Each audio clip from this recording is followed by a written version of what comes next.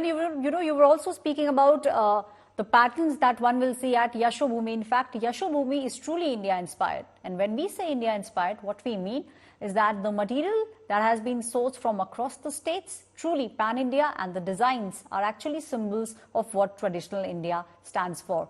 Now, we can see Prime Minister Narendra Modi, people clicking selfies with him, the workers of the metro now having a conversation with Prime Minister Narendra Modi. Now, this, Milan, is something that we have seen even before. During Kartavya Path's inauguration too, Prime Minister had spoken with the people, those people who were behind making Kartavya Path. And now we are seeing Prime Minister interacting with the metro workers, those people who have made YashoBhoomi, a conversation of Prime Minister Narendra Modi with those workers.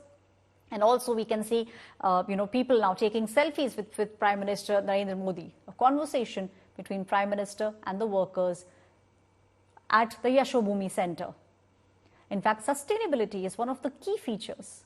YashoBhoomi is equipped with state-of-the-art wastewater treatment system.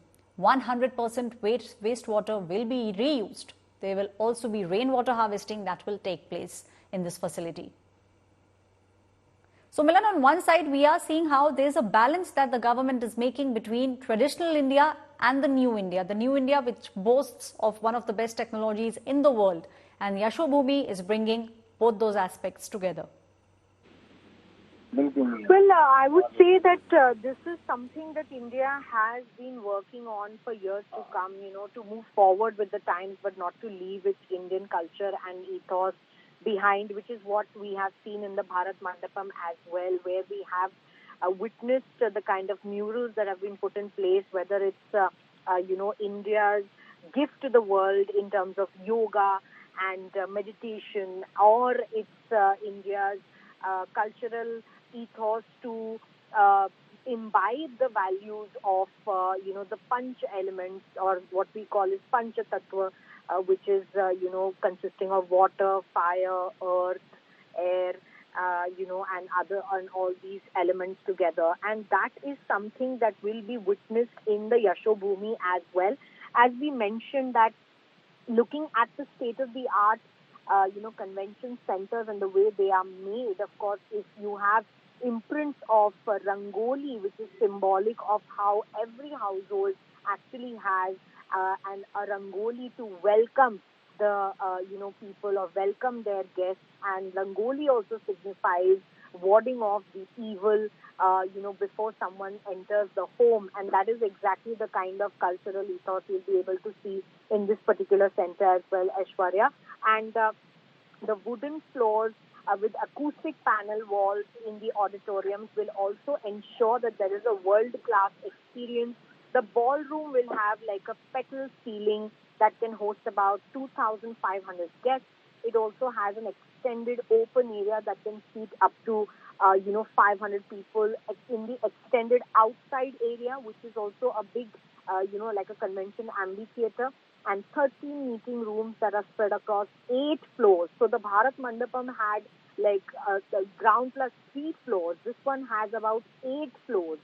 So, of course, the scale, at which YashoBhoomi has been built is grander and bigger, considering the size of, the entire convention center here. It is being built across over 1.07 lakh square kilometers. And this center, of course, will be, as we are told, be utilized for hosting exhibitions and trade fairs and business events that are connected to the, grand foyer space, with a lot of VVIP space rooms, with a lot of cloak facilities. And, of course, as we mentioned, that the Indian culture and brass inlay of rangoli patterns and absorbent metal cylinders and lit-up patterns with 100% state-of-the-art wastewater treatment, etc., is all, part of India's sustainable development goals as well, how India plans to make every and each of its infrastructure green efficient. And there's also going to be an underground parking facility for over 3,000 cars. And, of course, the main, idea to connect this with the metro is also a good, good gesture for the travelers, because anyone who lands into Delhi from, international airports can now directly reach the YashoBhoomi Center through cutting through the entire Delhi traffic is not needed. That will be just from one metro station to the other, which is also from the speed of the train and operational speed will be increased because of this from 90 to 120 kilometers per hour, and the travel time will also be reduced between the two metro stations. And as the PM inaugurates that airport metro express line from Dwarka 21 to the new YashoBhoomi Dwarka sector 25, it brings into picture everything related to moving forward with the times, having better infrastructure, having better public facilities, and infrastructure for public movement, which is very important, to the people and the country like India as well. Aishwarya.